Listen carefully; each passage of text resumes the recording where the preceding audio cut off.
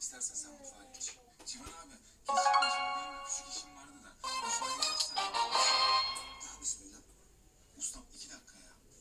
Usta orada. Tamam, hallet gel koçum. Dükkandayız çok, tamam. Tamam Civan abi. Ben hemen hallediyorum. Ustam, unutmadım.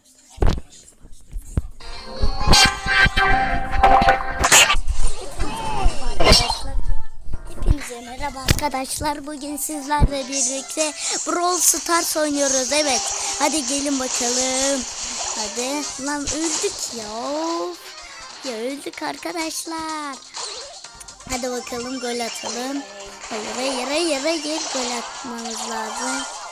Lan ne oluyor arkadaşlar? Öldük yine ya. Hayır gol yedik arkadaşlar.